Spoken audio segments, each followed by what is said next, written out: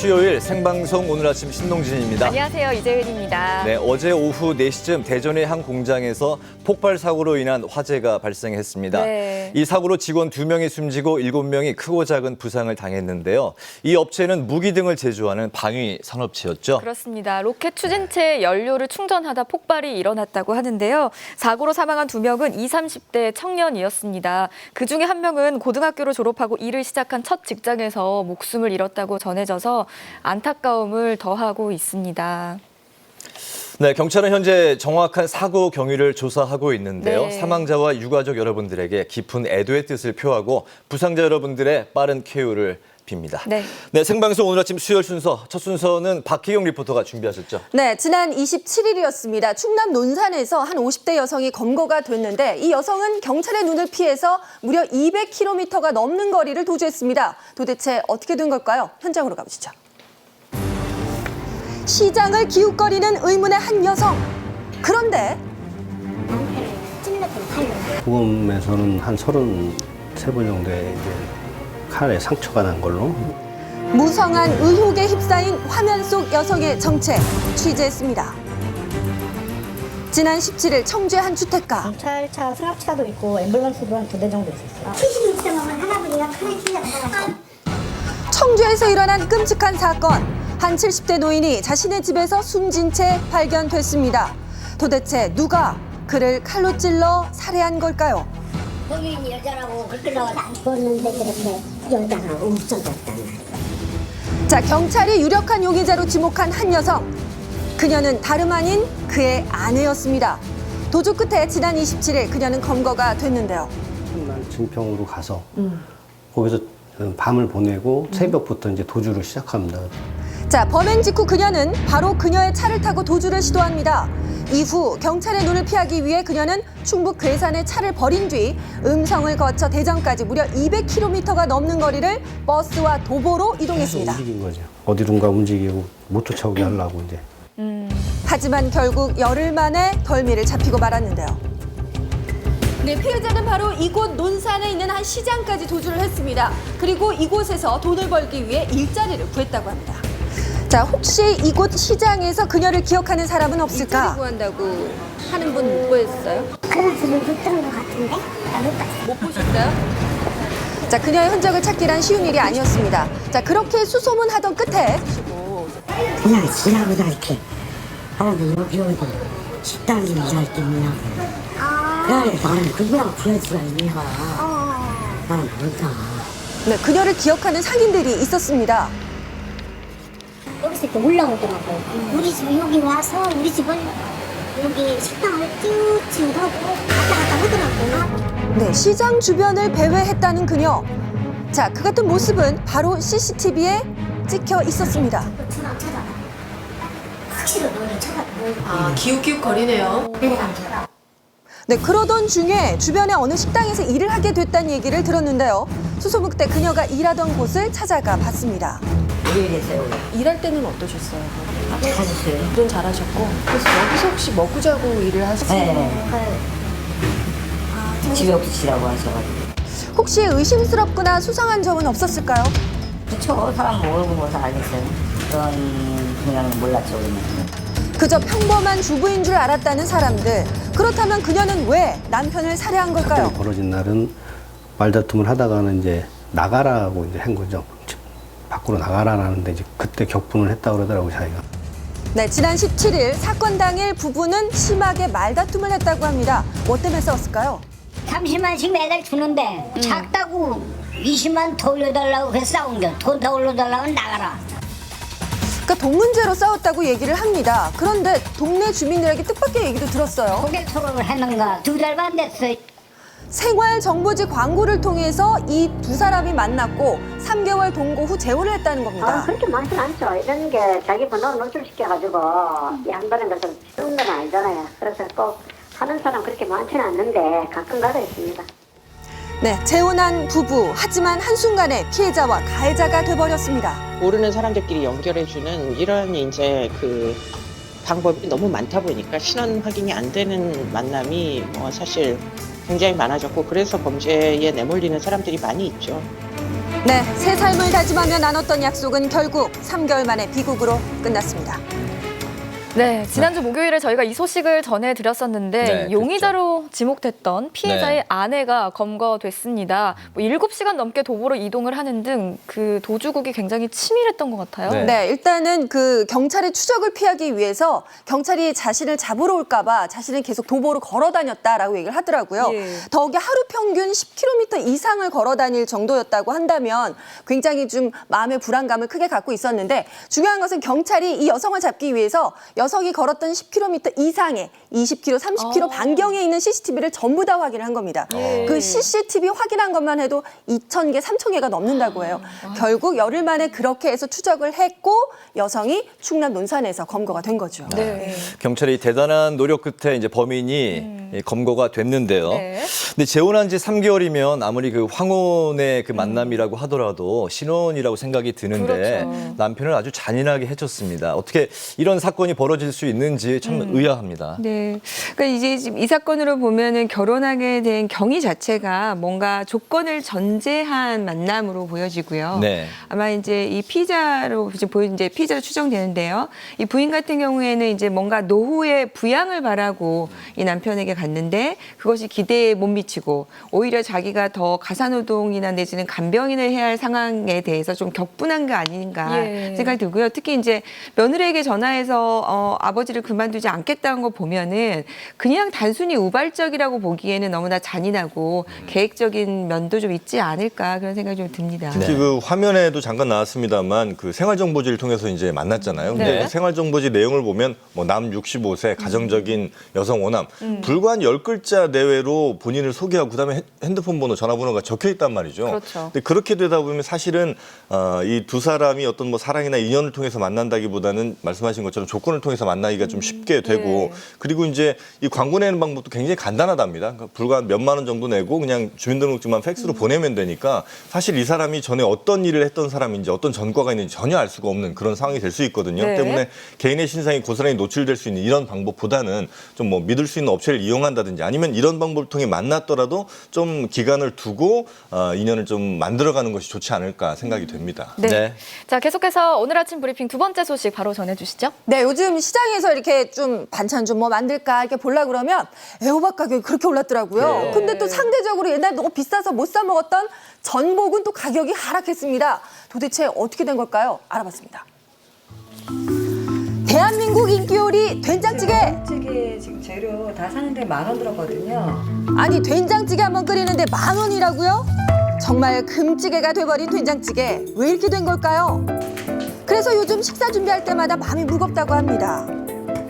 요즘에 시장 가면 제가 좀 깜짝깜짝 놀라요, 사실은. 왜냐하면 야채 가격이 너무 많이 올랐잖아요. 그쵸. 올라도 너무 올라 심장을 뛰게 한다는 장바구니 물가. 과연 얼마나 올랐을까? 마트를 가봤습니다. 근데 한 주부가 채소를 들었다 놨다 하시더라고요. 이번에는 비싼 편이죠. 요새 다 올랐어. 호박뿐이 아니라 야채 다 올랐어. 맞아요. 다 올랐어요. 일단 무 좀 볼까요? 작년 대비해서 50% 가격 올랐고요. 게다가 다음에 오이, 요거는 또 작년 대비 2배 이상 가격이 치솟았습니다. 자, 금호박이라고 불리는 애호박 볼까요? 요것도 마찬가지로 2배 이상 가격이 상승했습니다. 애호박이 지금 좀 가격이 많이 올라요. 왜요? 날씨가 더워지면 채소가 제일 크게 영향을 받아요. 아, 그래요? 그렇다면 올라도 너무 오른 거 아닐까요? 그 이유를 알기 위해서 저희가 애호박 농장을 가봤습니다. 작년 대비 저기 8kg 20개 한 박스가 10,000원대였는데 올해는 20,000원대 나왔어요. 두 배네. 2배로 올랐죠. 네. 금호박이라고 불리는 게 아니었습니다, 이게. 근데 왜 오른 걸까요? 평균 기온도 그렇고 일조량도 그렇고 평년 대비해서는 기상이 안 좋아서 그다음에 애호박을 주로 짓는 그 지역에서 바이러스 같은 피해가 있어서 출하량이 감소했어요. 네, 날씨와 바이러스 때문에 생산량이 그만큼 감소했기 때문이라고 합니다. 자, 이때 금값 채소들 대신할 비장의 찌개 재료가 있다면서 뭘 꺼내시는데요? 보여드릴게요. 전복이에요. 아니, 뭐요? 애호박 대신 전복이요? 아니, 게다 2개나 꺼내셨어요. 이 비싼 걸 그렇게 많이 넣어도 돼요? 돈이 전복이 많으신가 너무 봐. 저렴하니까 된장찌개 끓일 때도 전복을 넣고 싶고 뭐 김치찌개에 넣어도 되고 가격이 굉장히 좋아졌어요. 가격이 굉장히 좋아졌어요. 그래도 전복인데 좋아졌으면 얼마나 좋아졌겠어요. 자, 전복 가격의 비밀을 알기 위해 수산시장을 찾아가 봤습니다. 그런데 유독 손님들 발길이 끊이지 않는 한 곳이 있어요. 전복 좀 사러 왔어요. 전복 좀 쌀 때 좀 많이 사두려고. 아니 도대체 얼마나 저렴하기에 많이 사가시는 걸까요? 평소보다 그 20에서 35% 정도 가격이 많이 저렴해졌습니다. 자, 요즘 제철 맞아 신선하고 탱글탱글하다는 완도 전복. 근데요, 이게 작은 전복 한 마리당 800원이래요. 800원. 믿겨지세요? 많이 좀 하락했죠. 제가 뭐 전복이라고 하면 일단 뭐 비싸다는 그런 좀 의식이 좀 강하니까. 근데 실제로 와가지고 좀 비교하고 좀 많이 했을 때 과자보다 진짜 왔을 때는 저렴한데요? 가격이 너무 좀 싸갖고 많이 놀랐어요. 그러니까 저도 깜짝 놀랐어요. 작은 전복 하나가 1,000원이 안 됩니다. 옛날에는 이게 귀한 음식이라고 그래서 전복을 이렇게 떨면서 먹었잖아요. 네. 왜 이렇게 가격이 착해진 걸까요? 물건 양이 예년에 비해서 업자들이 한 20% 이상 늘어났다 그 얘기 하더라고요. 아니, 산지에서 무슨 일이 일어났기에 전복의 생산량이 늘어난 걸까? 현지를 한번 연결해 보겠습니다. 사장님. 양식면허 계속 이러고 있는데 태풍도 안 오고 접촉 피해도 없고 그래서 생산이 과잉되다 보니까 전복이 너무 많이 생산되고 있습니다. 네, 가두리 양식장이 많아져서 생산량이 그만큼 늘었고 그래서 가격이 낮아졌다는 겁니다. 산란 전이어서 제일 맛있을 때입니다. 알도 차 있고 살집도 두껍고 네, 많이 사주세요. 진짜요. 전복 사러 가셔야겠네요. 이렇게 좀 안정기는 좀 언제 올까요? 추세가 일단 더 오르지는 않고 있어서 이제 6, 7월에 또 대체로 많이 나오니까 가격이 떨어질 걸로 예상을 하는 거죠. 여의도에 그 유명한 그 오리 전골집이 있었는데 거기에 그 안에 전복 3개가 들어가면서 10,000원이 추가됐었거든요. 그래요. 4명이 가면 그 이제 한 명이 못 먹는 먹으니까 거잖아요. 막 싸우고 했는데 이제 싸울 일이 없어졌네요. 이 취재진 얘기 들어보니까 어민들이 수심이 가득하대 너무 싸져서 네. 너무 많이 생산돼서 그렇다는데 너무 많이 생산됐으면 우리가 많이 먹으면 돼요, 그죠? 된장찌개, 미역국 이런 데 넣으시고요. 고단백 식품인데 아미노산 중에서 아르기닌이라는 아미노산이 들어가는데 이게 남자한테 아주 좋아요. 그러니까 아오. 열심히 잘 드십시오. 네. 아니 소비자 입장에서는 이 귀한 전복을 저렴하게 먹을 수 있으니까 너무 좋은데 선생님도 말씀하신 것처럼 어민분들은 시름이 깊어지셨겠어요. 아, 그러니까요. 그러니까 해마다 여름이 되면은 그 출하량이 많이 늘어나요. 근데 소비량이 줄다 보니까 가격이 소폭 하락은 한대요. 근데 이번처럼 가격이 푹 떨어진 건 처음이라고 합니다. 이렇다 보니까 어민들도 말씀드린 대로 그 전복이 좀 힘들잖아요. 이렇다 보니까 품목을 바꾼대요. 건다시마나 미역 쪽으로 품목을 바꾸고 가두리 양식장 이렇게 치우시는 분들도 많이 있다고 하는데 그런 어민분들을 위해서라도 또 이게 남자한테 좋다고 하니까 완도에서 특별히 또 할인 행사도 벌이고 있다고 하거든요. 800원짜리 저도 좀 사봐야겠네요. 뭐 농수산물 가격이라는 게 굉장히 이제 뭐 폭등도 하고 폭락도 하는 경우가 좀 많은데 생산량이라든지 소비량 조절하기가 상당히 좀 어렵잖아요. 다른 공산품에 비해서 뭐 그럴 수밖에 없는 상황이 좀 있고 그래서 우리가 좀 저렴한 거를 그때그때 제철에 좀 제일 잘 사 먹는 게 아마 한 방법이 아닌가 싶고 근데 다만 이제 좀 올해 걱정되는 거는 올해 2개의 태풍이 지금 예정이 돼 있대요. 그래서 농산물 가격이 더 혹시 오르지 않을까 이 부분은 좀 상당히 걱정되는 부분이기도 하고 저는 그 칼국수에 애호박을 굉장히 좋아하는데 요즘 애호박이 큰일 나셨네요. 네, 너무 비싸서 잘 안 넣어주시더라고요. 대신 전복을 넣으시면 되겠네요. 전복 칼국수. 전복 칼국수를 먹겠습니다. 뭐 남성분들에게 아주 좋다고 하니까 여성분들한테도 뭐 좋죠. 예, 산후에 미역국에다가 고기 대신에 전복 넣어 먹으면 아주 좋죠. 네, 잘 알겠습니다. 자, 이번에는 TV신문고 만나보겠습니다. 김용필 리포터가 취재하셨죠? 네, 최근에 주부들이요 전세자금이며 노후자금, 막 대출까지 받아서 있는 돈 없는 돈 모아서 시작하는 아르바이트가 있다고 합니다. 상당히 고수익을 가만히 앉아서 벌 수 있다고 해서 인기가 많다고 하는데 결과적으로는 피해를 보게 되는 분들이 많다고 합니다. 그 실체 취재했습니다. 주부들이 수시로 모인다는 수상한 미용실이 있습니다. 좀 많이 벌었어요. 한 달 수입이 지금 약 3천만 원 정도 되거든요. 이게 불확인하게 돼 있거든요. 설깃한 이야기. 하지만 저 빚을 어떻게 넣었잖아요. 제가 어디가 찾을 길이 없어요. 저 어떻게 하냐고요. 돈 다 없앴으니까 이제 저희밖에 없어요.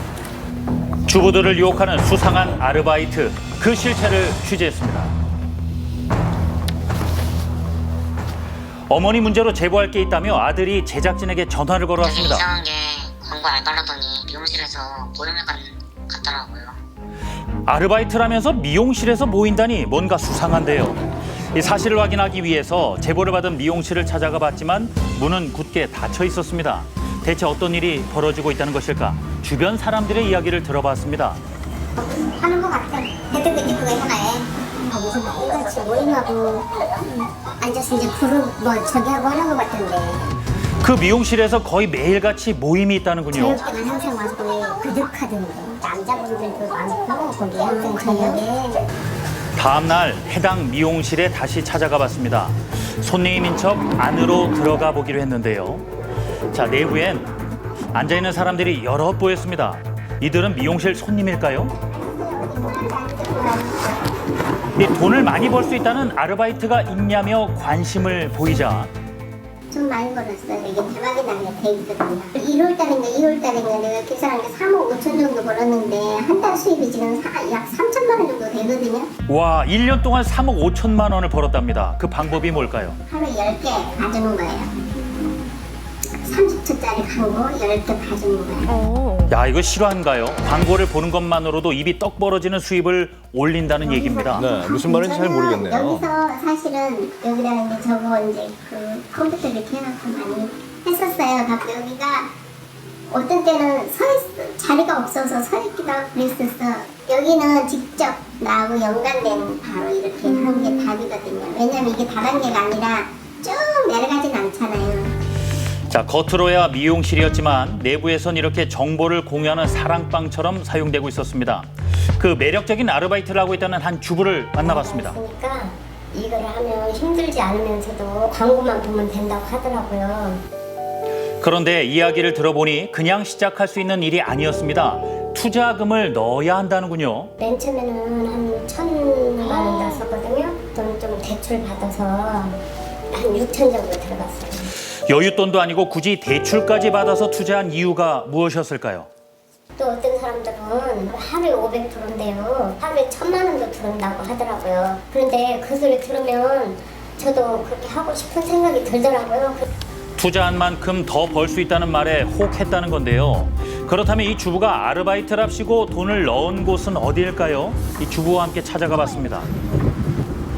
자, 제작진이 직접 상담을 받아보기로 했는데요. 네. 아르바이트에 관심을 보이자 직원이 개별적인 상담을 진행해 줬습니다. 그리고 어디 가서 직장생활 풀리면서 아무리 기분 날라도 1,000만 원 미만이야. 원석인데 여기는 하루에 1,000만 원. 아, 믿고 싶겠죠. 하루에 무려 1,000만 원이라는데 말이 되나요? 오늘 내면 유저도 바뀌어요.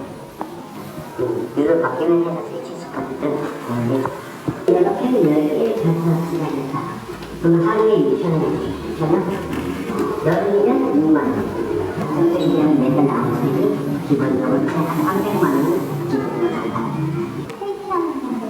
나가요. 이제 광고를 보면은 수익을 주는 뭔가 체계적이긴 해요. 유료 회원이 돼야만 회사의 수익을 나눠 가질 수 있다는 얘기입니다. 유튜브 내가 이거는 돈이 되니까 그거는 수익이 나요. 하지만 제작진이 만난 주부들 중에 피해를 입었다고 주장하는 사람들도 있었습니다. 들어볼까요? 광고만 보면 된다고 했거든요. 광고만 해서는 절대 돈이 안 되더라고요. 돈을 많이 갖다 놓던가 누군가를 데리고 왔다 갖다 집어넣어야만 이게 수입이 된다고. 자, 이제 뭔가 이상해지죠. 돈을 잘 벌려면 주변의 지인을 끌어와야 한다는 겁니다.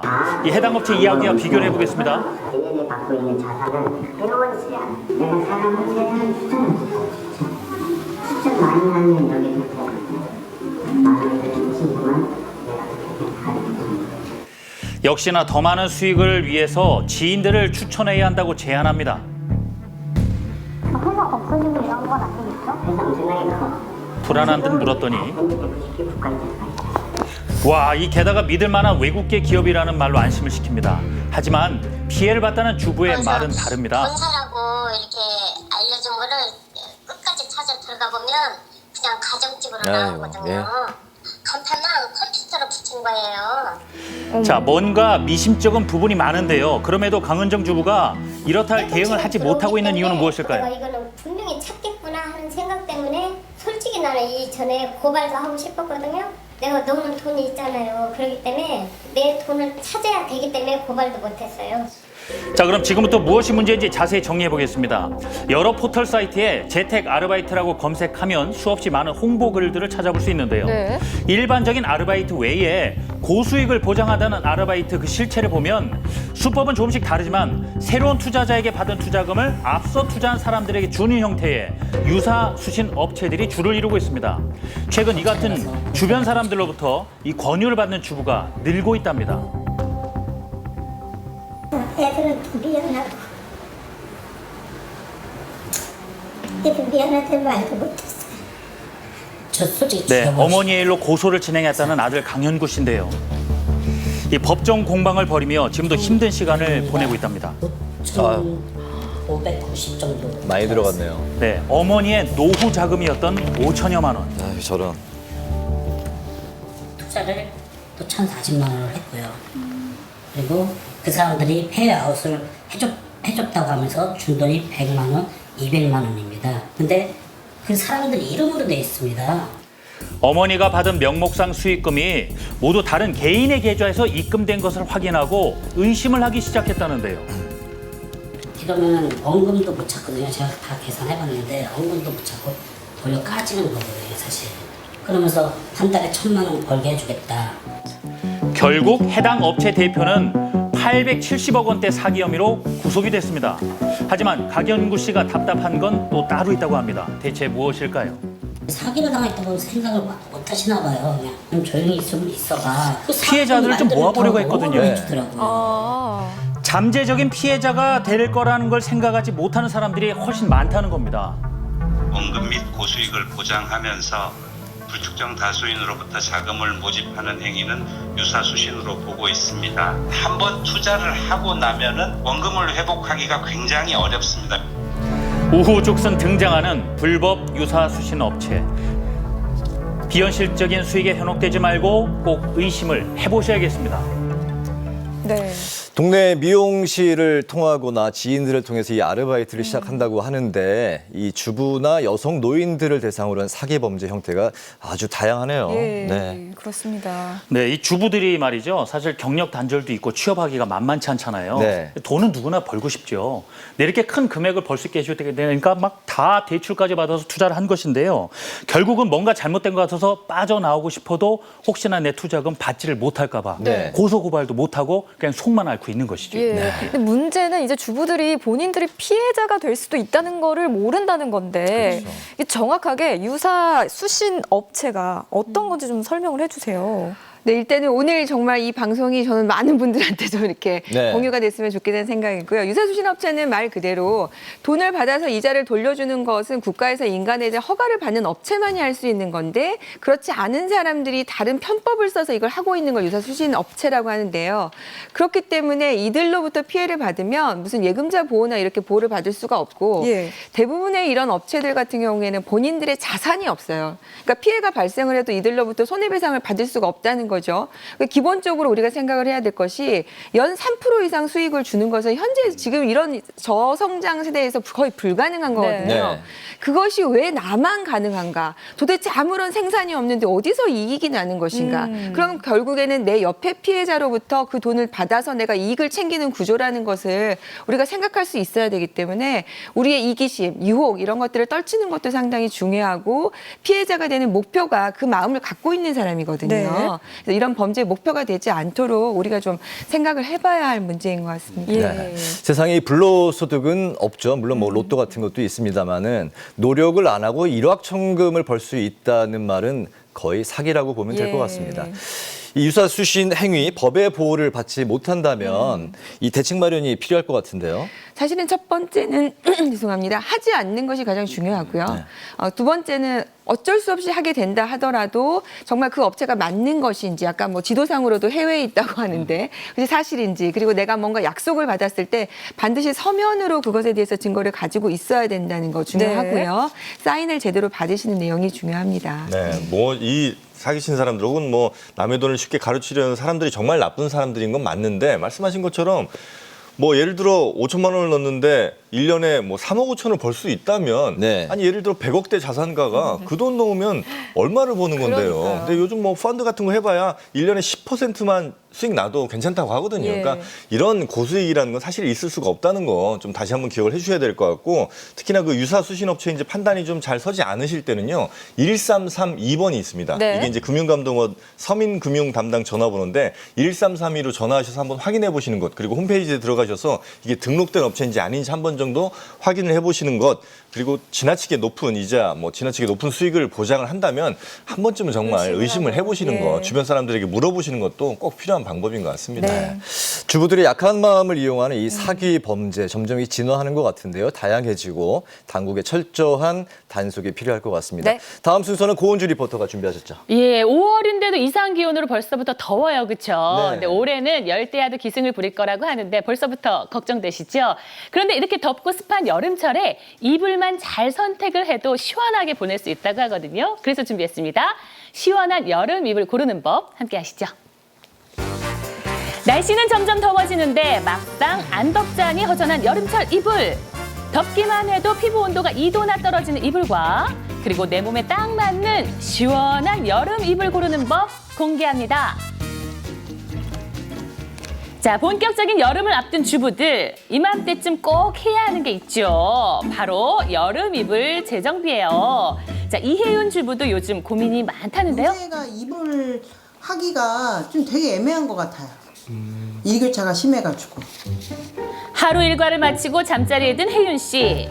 하지만 계속 뒤척뒤척 도무지 잠에 들지를 못합니다. 결국 이불은 이렇게 찬밥 신세가 되고 말았는데요. 오늘도 잠을 설쳤다는 혜윤 씨. 자, 과연 그 고민을 해결할 수 있을까요? 요 시기에 어떤 이불을 덮어야 되나 엄청 좀 고민이 돼요. 그 고민을 해결하기 위해 찾은 곳은 다름 아닌 시장입니다. 주부들은 어떤 기준으로 여름 이불을 고르고 있을까요? 기순이 촉감이 좋고 원단이 좋아야 되고 가볍게 보는 그런 이불이요. 살짝 두꺼워서 이렇게 가운데 끼고 자는 걸 좋아한다니까. 기준도 참 다양하죠. 자, 그렇다면 요즘 제일 잘 나가는 이불은 뭘까요? 인견이들이 아무래도 요즘 여름이라 더우니까 잘 나가죠. 마 종류로 해서 이렇게 만드는 거예요. 시원해요. 순면에다가 안에다 목화솜을 넣었어요. 그러니까 여름에 시원하고 겨울에 또 따뜻한데 그게 가장 또 많이 나고. 자, 그래서 가장 인기가 많다는 이불을 파헤쳐 보기로 했습니다. 과연 이불별로 어떤 차이가 있는 걸까요?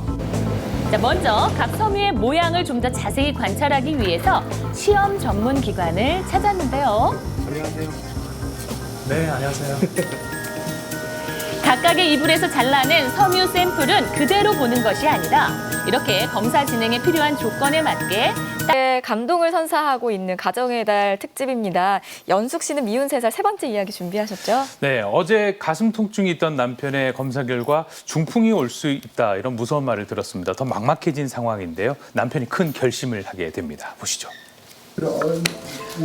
13년 전 아내가 달라졌습니다. 어디로 가?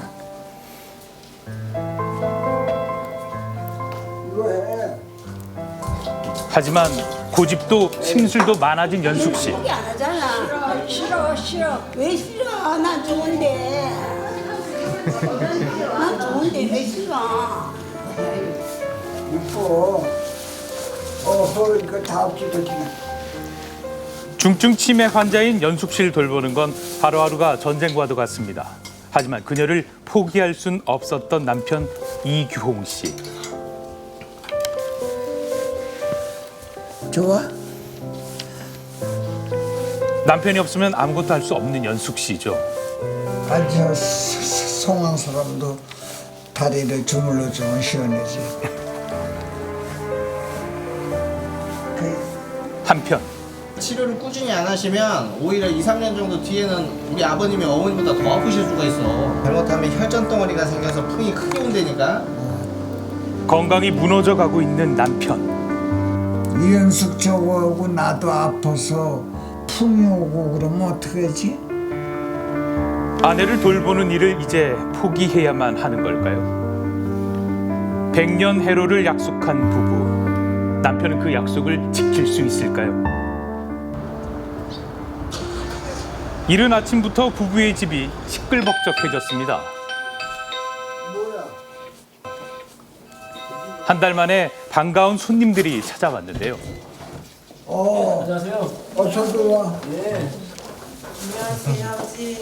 들어와도 이건 뭐야? 아니 그냥 어머니 죽 드시라고. 어서 오세요. 남편이 아내 다음으로 세상에서 가장 아끼는 사람들. 하나뿐인 딸과 사위, 손녀입니다. 엄마. 안녕하세요. 엄마. 괜찮아? 엄마 왜 이러고 앉아 있는 거야? 하지만 연숙 씨는 이 상황이 조금 어색한 모양입니다. 마치 모르는 사람 대하듯 아무런 감정도 없는 모습인데요. 애지중지했던 손녀의 손까지 뿌리칩니다. 저 할머니가 누군지 몰라요? 치매 때문에 엄마도 못 알아보시고. 이분 누구예요? 엄마 나 누구야? 이분 누구예요? 응? 엄마 나 누구야? 응? 따님을 못 알아보시는 엄마. 거죠? 나 누군 것 같아 엄마? 하나뿐인 딸도 알아보지 못합니다. 연숙 씨가 딸을 못 알아보기 시작한 건 8년 전부터입니다. 처음엔 사위를, 그리고 손녀를, 그리고 이젠 딸까지 기억에서 잊혀진 겁니다. 13년 전 연숙 씨를 덮친 치매는 소중한 가족과의 기억마저 모두 앗아버리고 말았는데요. 가족은 물론 내가 누구인지조차 잊어버리게 만드는 무서운 병이 바로 치매입니다. 이런 힘든 상황에서도 이규홍 씨는 딸의 도움을 한사코 거절해 왔습니다. 초등학교 3학년 때 엄마하고 아버지하고 만나셔가지고 재혼을 하셨거든요. 그래서 저는 엄마 곁에 있었는데 아버지가 오셔서 저를 이제 또 당신 딸처럼 되게 잘 돌봐주셨어요. 아내의 딸까지 가슴으로 품고 결혼한 남편.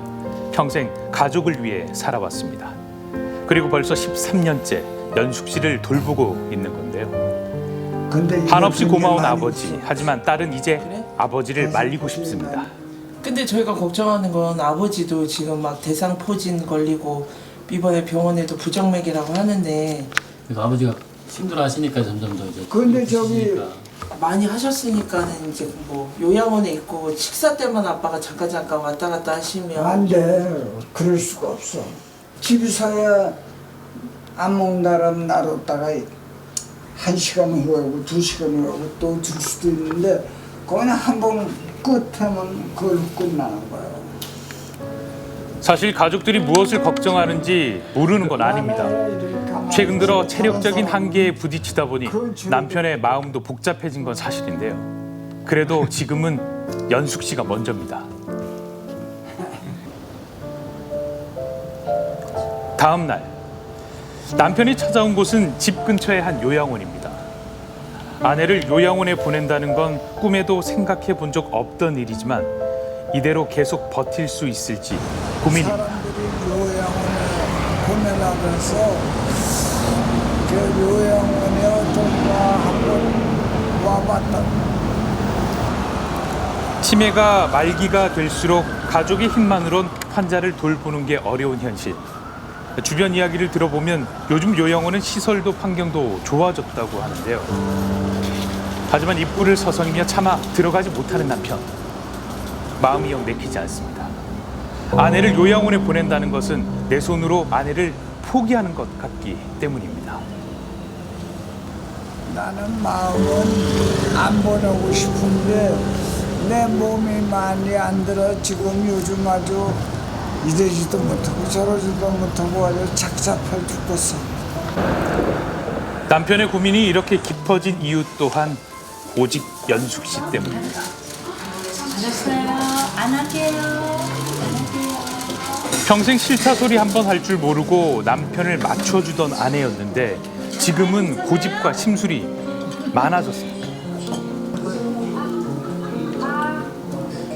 싫어하는 것이 많아진 것은 물론 시시각각 변하는 감정 때문에 아내의 상태를 종잡을 수가 없습니다. 이유조차 알 수 없으니 더 답답한데요. 이런 연숙 씨를 달래는 유일한 사람, 바로 40년을 함께한 남편뿐입니다.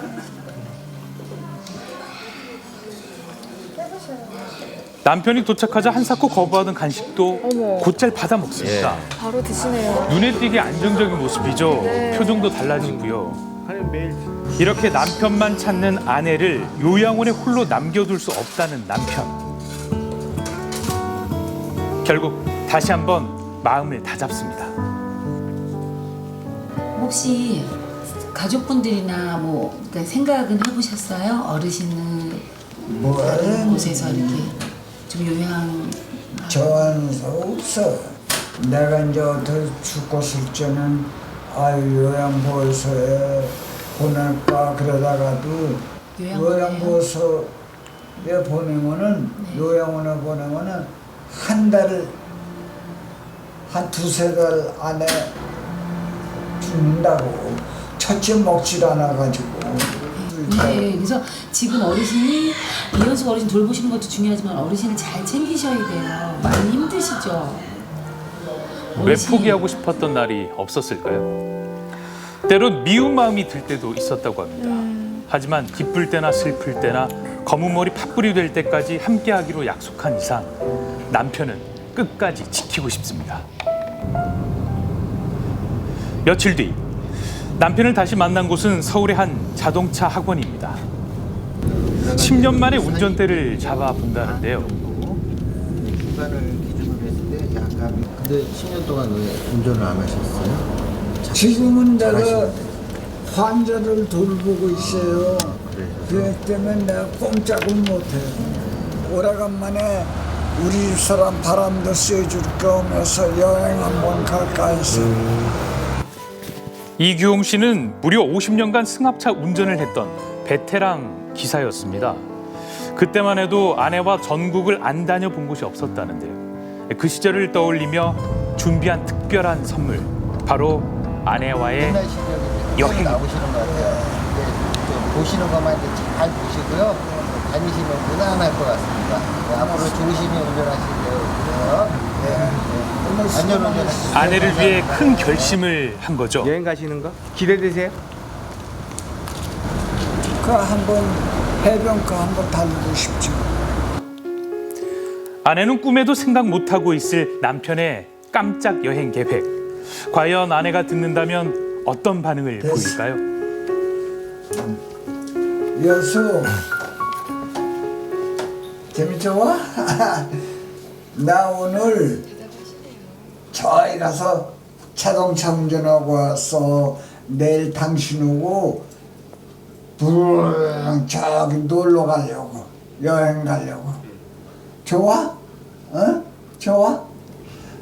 아이처럼 좋아? 신난 남편의 모습. 좋아 안 좋아? 악수. 그때 머리를 남편의 쓰다듬어 머리를 쓰다듬었습니다. 남편과의 기억 한 자락은 남아있던 걸까요? 오늘따라 연숙 씨는 설레 보입니다. 오늘 여수 잘 먹나 그치? 맛 좋아? 맛있어? 치매 아내와의 여행 준비할 게 많습니다. 어떻게 모레 아침에만 먹으면 되고. 어쩌면 마지막이 될지도 모르는 여행. 더욱 소중한 추억을 만들기 위해서입니다. 연수, 요코 자고 내일 저기 놀러 가는데 우리 손잡고 이래. 어? 할아버지가 더 좋아? 신나실 것 같아요. 과연 부부는 무사히 여행을 다녀올 수 있을까요? 설레는 마음으로 맞이한 여행 날입니다. 그런데 아유, 비가 오네. 이 장대비가 부부의 여행길을 막습니다. 연숙 씨를 위해 준비한 남편의 선물. 부부는 결국 여행을 포기해야 하는 걸까요? 어제 보면서 저희 그 스튜디오에 우리 출연진들이 많이 눈물을 흘렸는데 오늘 아주 그냥 마음을 좀 다잡고 나왔습니다. 네. 다른 분들의 말은 하나도 안 듣고 오직 그 할아버지의 말씀에만 반응을 하시는데 이걸 보고 어떻게 요양원에 참 보내시기도 그렇고 네. 안 보낼 수도 없는 건강 때문에 참 이도저도 못하는 상황이네요. 어르신이 요양원에 안 보내겠다고 하는 이유가 네. 거기 가면 나만큼 사랑하고 챙겨주겠냐 이거거든요. 뭐 다른 부담이 아니라 긴 병에 효자 없다, 뭐 장사 없다는 얘기가 있는데 이 다른 질환도 아니고 치매는 정신적인 교감이 없기 때문에 계속 답답한 상황이 들거든요. 저는 이 방송 보면서 혹시라도 내가 그런 상황에 처하면 나는 어떻게 할까 생각했는데 하여간 저도 혹시라도 그런 일이 생기면 이 어르신 닮아서 네. 열심히 잘해야 되겠다는 아유, 생각하게 좋습니다. 되네요. 네. 할아버지가 할머니 위해서 여행까지 준비하셨는데 비가 와서 너무 걱정이 되는데요. 네. 두 분의 이야기 내일까지 계속되니까요. 꼭 함께해 주시길 바랍니다. 네, 그렇습니다. 자, 분위기를 좀 바꿔보겠습니다. 이번에는 보물을 찾으러 다녀오셨다고요? 네, 그렇습니다. 이순신 장군의 명량 대첩으로 유명한 네. 해남의 울돌목이 있는데요. 네. 이곳은 1년에 딱 2달만 볼 수 있는 귀하디 귀한 보물이 숨겨져 있다고요. 그 보물 지금 공개합니다. 휘몰아치는 거친 파도, 이곳에 보물이 숨겨져 있다는데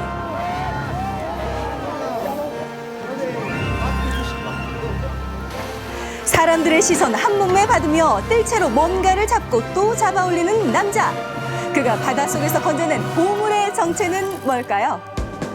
제보를 받고 찾아간 곳은 산 좋고 물 좋은 전라남도 해남군. 자, 보물 어디 있나요? 해남 바다에 보물이 있다는데 혹시 아세요?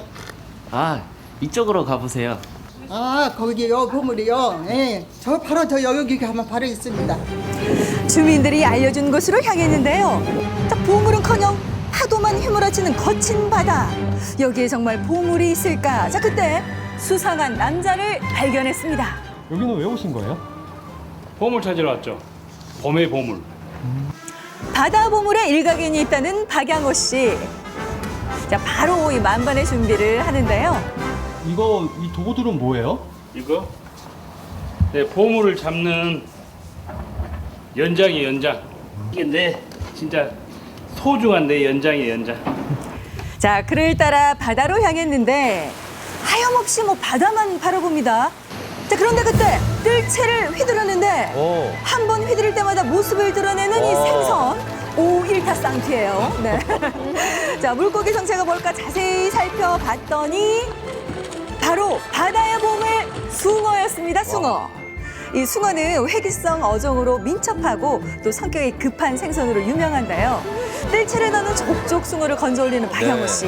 뭐 그의 손놀림에 숭어들이 마치 뭐 기다렸다는 듯이 줄지어서 올라옵니다. 대단하네요. 그러니까요. 뭐 아무 데서나 볼 수 없는 진풍경에 구경꾼까지 몰려들었는데요. 봐도 신기해요. 예. 그러니까요. 네. 저 아저씨 오늘 보니까 상당히 신기하고 대단하십니다. 아무나 이거 뜰채를 잡는 것이 아닌 것 같네요. 그러니까요. 네. 두 눈으로 보지만 믿을 수 없는 광경. 이 숭어를 잘 잡을 수 있는 비법이 있는 걸까요? 뭐 잡는 노하우가 있으신 거예요? 그렇죠. 거기를 볼 줄 알아야죠. 보기를 봐야 되고 그다음에 자세도 중요하고. 자세도 중요하고 그래, 힘도 있어야 되고. 힘이 있어야 돼. 힘이 들어 올려야 되니까. 네. 물하고 똑같이. 네, 이 산란차를 맞은 숭어떼가 울돌목에 거센 물살을 피해서 이 가장자리로 올라오는데요. 고기가 내려오는 반대편에서 뜰채를 집어 넣기만 하면 된다는데, 자, 매년 이맘때 특히 숭어잡이에 열을 올리는 이유는 뭘까요? 4월에서 6월 이 사이가 이 보리숭어가 최고 맛있게 차지하는 이유는 왜 그러냐면 뱃속에 그죠.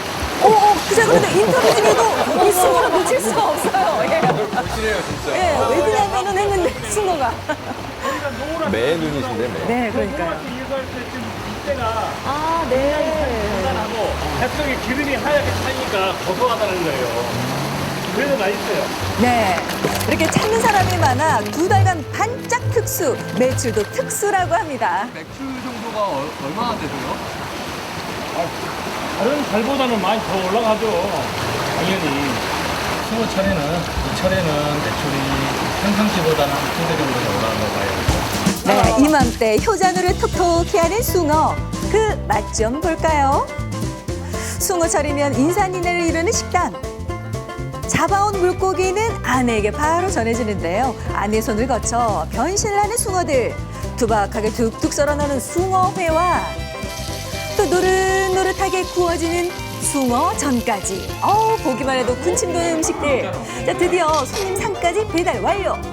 안 먹어본 사람은 있어도 한 번 먹은 사람은 없다는 그 맛이 과연 어떤 맛일까요? 이런 숭어 먹기 힘들어요. 쫀득쫀득하고 뭐지 기름기가 짝짝 흐른다 해야 될까요? 이거는 무조건 와가지고 먹어봐야 제대로 알 겁니다. 맛있는 음식 덕에 행복해지고 눈도 즐거운 오감 만족 해남 한번 구경 좀 와보시란게요. 네, 우리 사장님 숭어 잡는 그 기술이 정말 대단한데 이게 1년에 딱 2달만 볼 수 있는 거잖아요. 서둘러야겠네요. 그러니까요. 이 뜰채로 숭어를 잡는 방식 자체가 이 해남의 울돌목에서만 가능하다고 해요. 이제 거센 물살을 이용해서 때문에 또 안전 요원도 항상 동석을 하고 있고요. 이 지역에 사는 사람들만 잡을 수가 있는데 이제는 한 분, 두 분 이제 외지로 떠나면서 박양호씨 딱 한 분 남았다고 해요. 그래요? 이 숭어 드시고 싶으시면 좀 서둘러야 되는 게 올해는 수온이 높아서 6월 초까지만 숭어를 잡을 수 있다고 하네요. 네. 잘 알겠습니다. 숭어가 운동을 많이 하는 것 같아요. 힘이 장사네요. 그러니까. 예. 네, 이게 썰렁한 거 보니까 이제 방송을 마칠 시간이 됐는데요. 생방송 오늘 아침 수요일 순서는 여기서 마치겠습니다. 네, 저희는 내일 아침에 인사드리겠습니다. 함께해 주신 여러분 고맙습니다. 고맙습니다.